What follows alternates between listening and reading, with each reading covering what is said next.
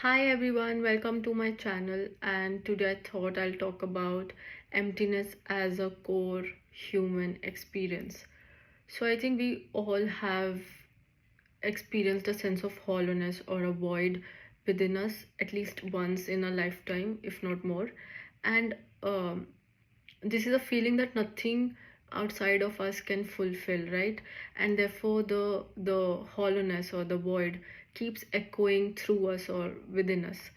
And this made me think that maybe human beings are born empty, that at our very core, at our very essence, we are empty. And even Sartre, the philosopher, talks about this, and he says that your essence precedes your existence, and that essence is empty. So the existence, which is your form, the human form, before you're born, the essence existed before this human form ever existed, and this essence is very much empty. And therefore I say that our core human form, or at our core, we are empty, and therefore there's this sense of void within us. And this is what I mean when I say that human beings are inherently empty. And by emptiness I mean a sense of void, a sense of vacuum, um, a sense of hollowness that we feel within us. And there are different bifurcations to it, that different schools of thought talk about it. And there's existential experiences of emptiness, which basically says that uh, the emptiness becomes a universal human experience, right? Just putting it very briefly out there. Then there's spiritual emptiness, which talks about Buddhism and Hinduism. They have this concept of shunyata, or where the atman or the self is inherently empty, right? And that is there. And then there's psychological emptiness, which basically stems from this distorted sense of self, where your ability or to control your mind, there's distortion between the ego and the power to control your mind. And that is what leads to psychological emptiness. And it further leads to depression, anxiety, addiction, or codependency behaviors, etc. So whatever way you put it, it doesn't really matter how, if there are different distinct ways to define it, because at the core, what I'm considered today about is the fact that the core is the fact that human beings are empty, or constitute of a void at their center of being, right? And now the fact is that we try to fill this void through chasing different things.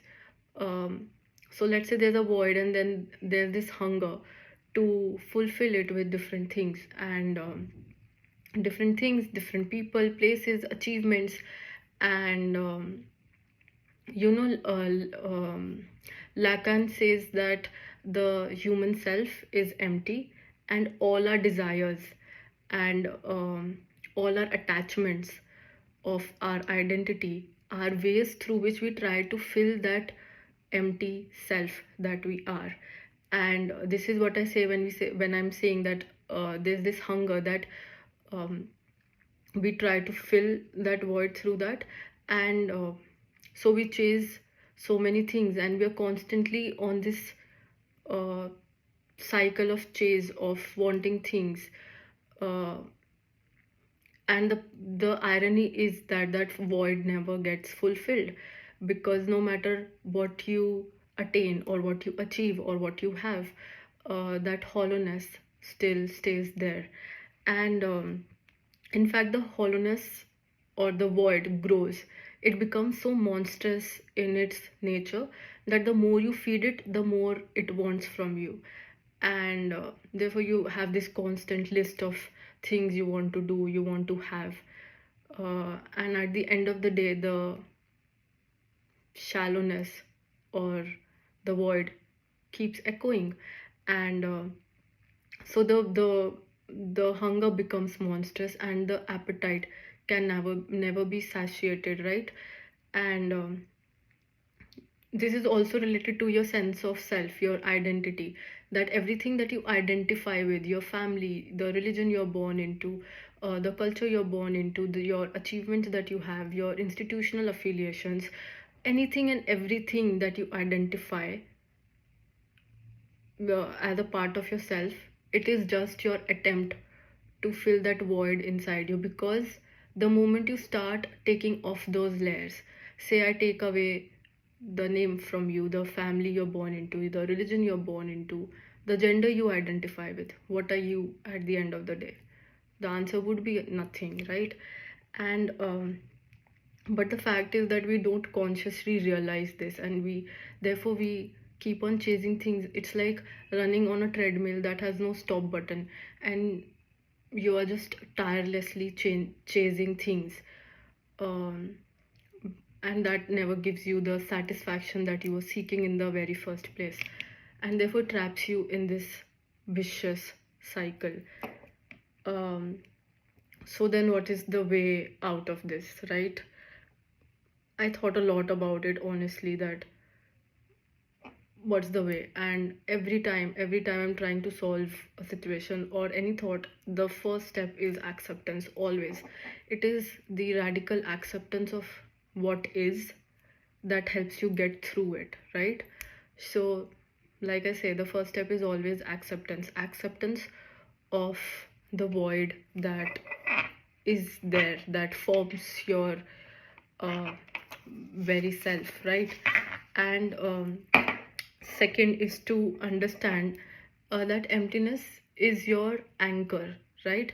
Make it your anchor, like this is yourself, and you uh, make this your core identity, because that what it is, right? It is at your core. um, so imagine like your spine holds your physical body together, your physical being together. What if you make this emptiness your anchor, your spine that holds everything together? So your spiritual self, your emotional self, your mental self is all anchored with this emptiness, through this emptiness, and that holds you together, right? It gives you this foundation, this structure. And and the moment you accept this emptiness as your core identity, your whole perspective on life changes. There's a sense of detachment that comes, new way of looking at life that comes, because when your core is self, it this emptiness acts like a buffer, like a veil, like a layer that separates you, the core. So you, the core, is the conscious awareness. I don't know if I'm making sense. um the the conscious awareness is you, right? That is what you are at your core. And now emptiness becomes the foundation of that awareness. And therefore it acts like a buffer zone between you, the conscious awareness, and the life you're living. And it helps you form that detachment where you are still living life to the fullest, but there's this sense of detachment. And basically what I'm saying is you start observing and living through the void. Now the emptiness becomes your core foundation, your anchor. um, Gives you this new perspective to look at life. It's like you're observing life, your own life, from a bird's eye point of view. And no matter what the highs or the lows are, they cannot sway you away, because you're so rooted in your core essence, and you're no more trying to escape the emptiness or the void that you were feeling, right? And this way you evoke divinity in yourself, right? You're not chasing anything. It gives you the opportunity to live life to the fullest. um, you can just taste the nectar of life so much more beautifully, so much more engaged with all your sensorial experiences, because now you're not trying to escape things, because now you're not involved in the chase. You are just there, content with yourself, which comes from accepting this emptiness. And now you can just lay back and you can just enjoy life, and therefore, when I say you evoke divinity in yourself, what could be better than you experiencing life to the fullest? That is why we are here as humans in the first place, right? And it gives you a sense of power, and I don't mean it in an egoistic sense, right? It gives you a grounded strength, power that holds you together, like your spine holds you, your physical being, right? And yeah, that is um how you can navigate through it. And it just opens up so many more possibilities, so many opportunities, and gives you a new sense of freedom to live life, to taste the real nectar of life. And this way you can be your best self, because emptiness at the end of the day is unfillable, right? It cannot be fulfilled, it can only be accepted. And the next step is to make it your anchor, um, your foundation, something that grounds you, something that roots you. uh, and therefore no winds, no highs, no lows, no storms can ever sway you away, right? And therefore you end this escape, the void. Now to conclude this, there was this void, this hollowness that you've always experienced consciously or unconsciously, and you've always tried to escape it. And to escape it, you have entered the vicious cycle of chasing things, and uh, which chasing thing that again leads you back to that same feeling of void and hollowness. Now, what's the way out of this? Is only through acceptance, and only through anchoring um, into the very thing that you were trying to escape. Imagine the amount of freedom it will give you when you accept the very thing that you were so desperately trying to escape. That's beautiful.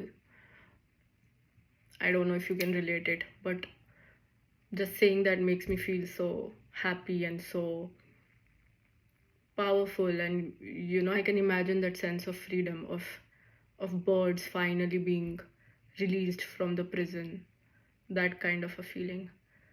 And yeah, I think this was just a reminder for anyone. If you're feeling low, if you're feeling empty, if you're feeling that void, if you're feeling that hollowness, or if you're trying to chase something, if you're trying to desperately have something, just remember that it is all because you are empty at your essence. And no matter what you do, you'll keep feeling that. And the only way out of this is to really be one with your core essence, which is emptiness. And I don't think it is negative in any sense. I think it's beautiful to be a human and to experience all these experiences. And yes, I hope you all liked it. I hope you all could understand what I'm trying to convey. And please engage in any kind of critical insights. And yes, thank you for listening. And I hope you have a very good day. Take care and enjoy life. Right. Thank you so much.